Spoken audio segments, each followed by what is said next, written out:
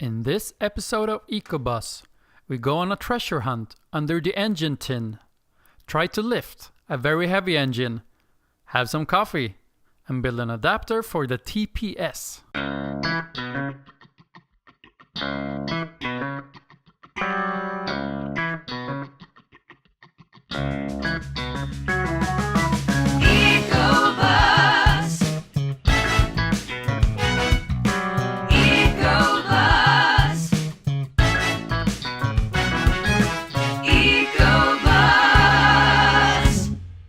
Hello guys, and welcome back to EcoBus. The plan for today is to make the mount ready for my engine stand, which I borrowed from a very nice guy called Joachim. Let's check it out. This blue thing here is that's the engine stand, and it has got a very nice mount. There is one problem though. Let's bring the mount over to the engine. As you can see down here, we have two studs. And on the engine mount are these tubes.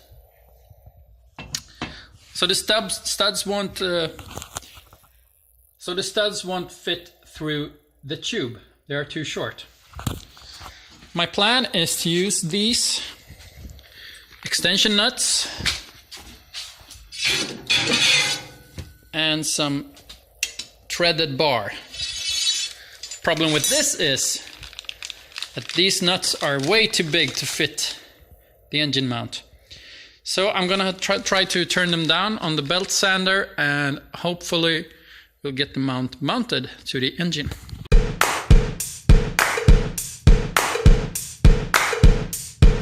Alright, so we're done. It would have been a lot quicker on the lathe, but I think it turned out great. Here's the first one I did. They do get very, very hot, so make sure your drill can take it.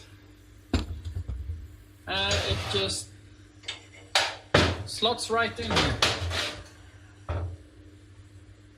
This is what it looks like. Let's hope the camera focuses. I'll wait for the second one to cool down and then we'll try them out. Parts are cooled down.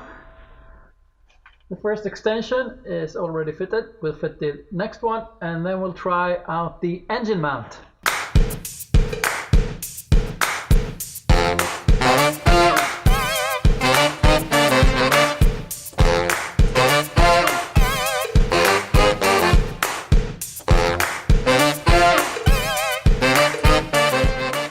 This is a really nice engine stand. There is a sticker on the big blue stand that says Volvo. So I'm guessing this might be a real thing for professionals, not amateurs like me.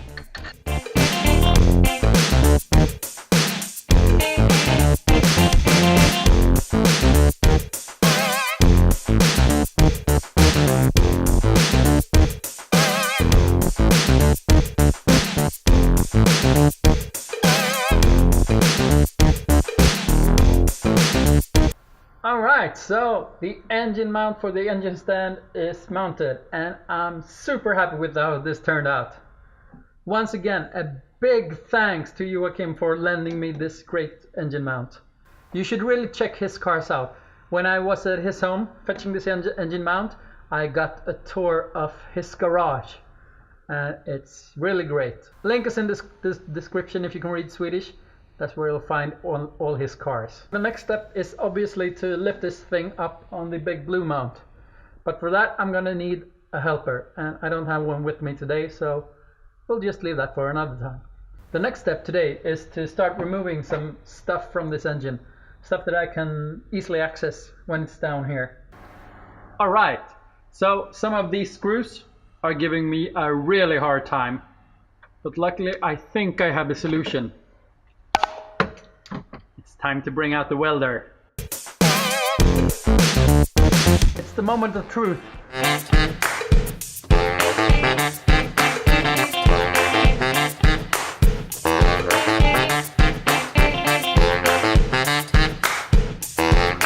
Yay, there we go, one screw removed.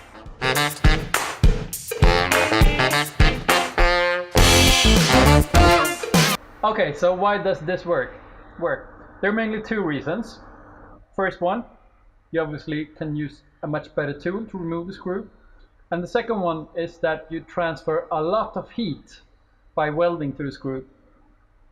So the screw expands and then you cool it and shrinks again. That expansion and shrinking can help to make the screw loosen its bond to the block in this case, or whatever it's bound to. So the engine tin is about to come off. Have you ever bought a used car and removed like the rear seat and found loads and loads of stuff like coins, pens, and perhaps some nasty stuff? You can do that on a V-dub as well, but there's also another place to find interesting things. Mainly tools, nuts, bolts, yeah. So let's look at the engine. Okay, so this is the top tin. I think it's called that. I don't know the English word. And these are the holes for getting to the spark plugs.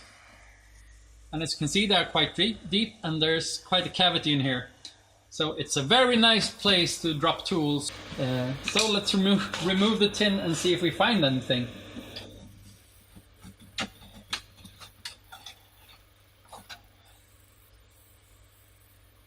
Yes, we did! An old spark plug! Looks pretty okay.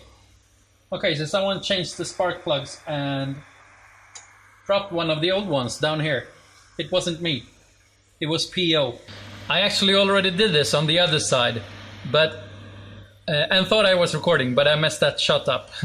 And on the other side, it was double. I found 2 spark plugs and one on this side. So now I've got a collection of 3 old used spark plugs. So I found something interesting.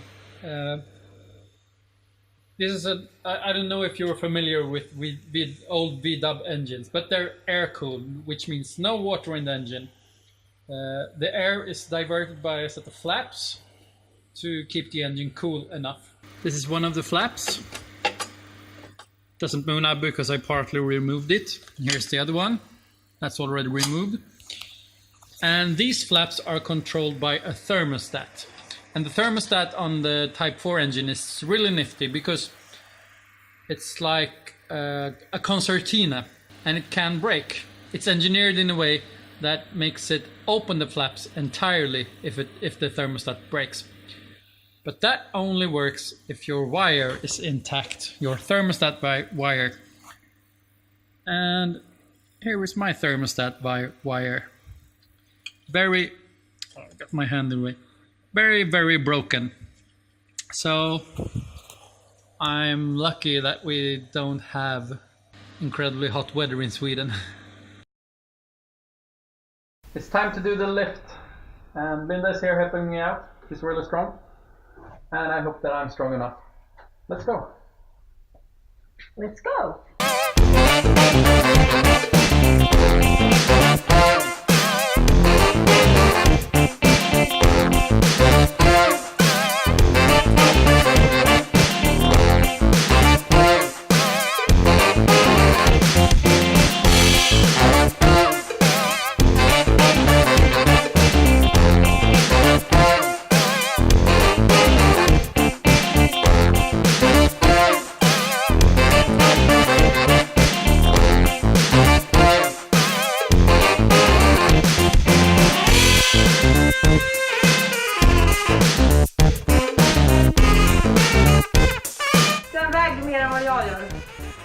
The engine is up on the engine stand, so let's continue the teardown.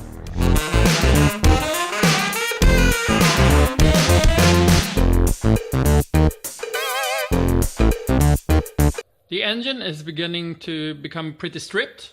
I have a confession to make. I did not compression test this engine before I took it out of the bus. And I really should have done that. But I will also need another way to crank the engine when I'm doing the Speeduino stuff. I just came up with a plan. This is where the fan wheel usually mounts. And this is actually the crank. So I'm hoping that I can make an adapter to fit these 3 holes and then put a cordless drill on it. I have no idea if it's going to work, but let's hope it does.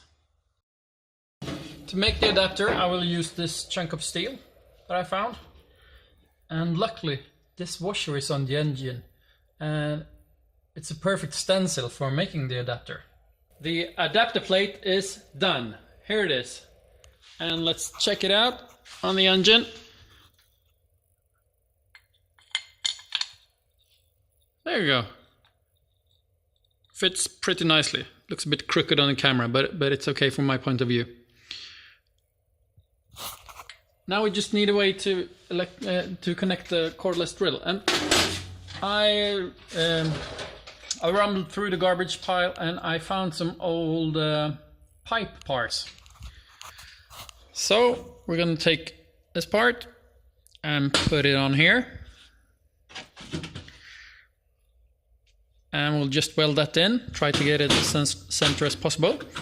And then I found this big old nut that someone punched a smaller nut into. This is never going to be used again, so I'm going to put this on top. And finally, a screw into that. Right, so the part is done. I did though realize something while I made this part.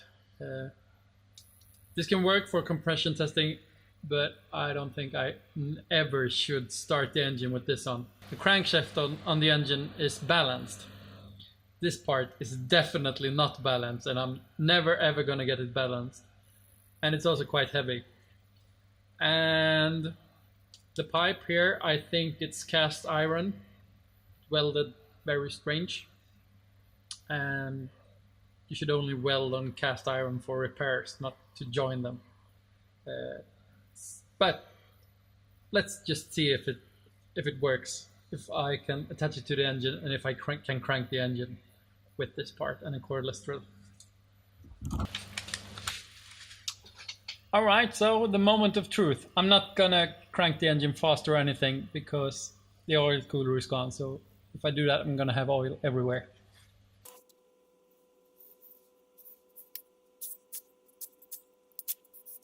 Okay, perhaps you saw that the nut inside is spinning, but it did turn a little bit, so I would call that proof of concept.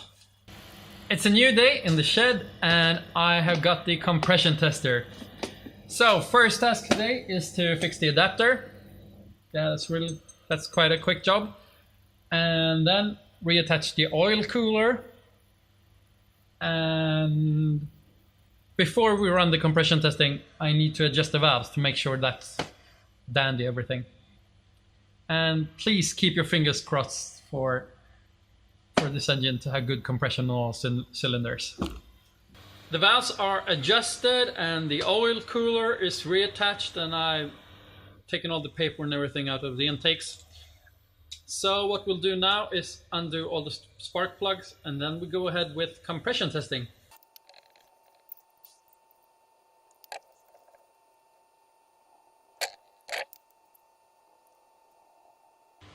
Yeah, pretty decent color, I would say. At least not as rich as before I rebuilt the carbs. These spark plugs have something like 400 kilometers on them, so not a lot. Hey, cylinder number 1.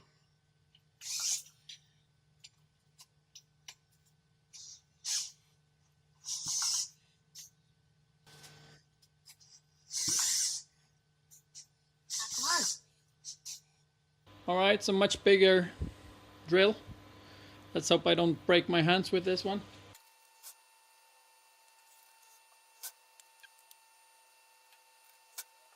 I have to admit defeat. Turning the engine over is way too heavy work for the cordless drills I've got. I have this trusty old one, it's 705 watts. This one is 600 something. And this cordless one, I don't know how strong it is, but it's 18 volts at least. So I'm gonna have to come up with another way to turn the engine over. Perhaps just get a big old cordless drill, or just get a bell housing from another gearbox. If I don't have to get another bell housing, that's a plus, because then I don't have to remove the engine from the engine stand just to do the compression testing. We'll see how this pans out. Let's do something else instead. Alright, take 2 because my camera malfunctioned. That makes me a little bit hot. Here is the intake plenum or whatever it's called. And this is from a fuel injected Type 4 engine. Here you can see the extra injector for cold starts. We're not going to use that. That's going to be blocked off. Or is it here? No, it's here. Yeah. Anyway, here is the old throttle position sensor, the original VW1. And this sensor, it doesn't have a potentiometer. It only gives output for closed or full throttle. So instead I got this. This is a Bosch TPS, throttle position sensor with the potentiometer. This one came out of a Saab. Part number is here. I can read it. 0280122014. Nice thing with this one is that it goes straight on the shaft. The shaft is a little bit long, so I'm gonna have to shorten that.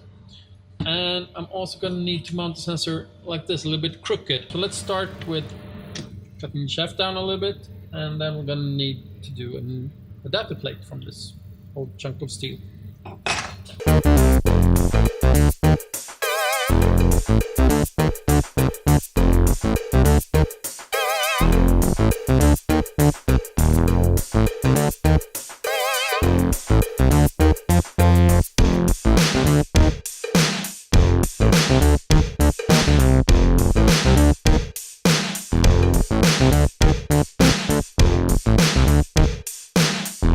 Okay, so here is the adapter plate done. It's not the prettiest part in the world. I'm gonna grind it off and paint it later. But just to show you what it does, it goes on here. And then we'll need to find appropriate screws. Yeah, just go like that for now. Here's our wires. There's 3 wires coming out of a TPS usually. Between 2 of them, the TPS will go higher when you increase the throttle. That's the first pair, and between the second pair, the TPS will go lower when you increase the throttle. But since we're doing multimeter, we'll just use these 2. That's just like a safety thing to keep things reliable in standard cars. This is not a standard card, so we'll go with this. Okay, so we now have, let's check, yeah, it's part throttle. That's 0 throttle. We got 9.34 Ks. And then we'll go full throttle. Yeah, pretty much 2.250 ohms. So let's hope that works great for the Speeduino later on.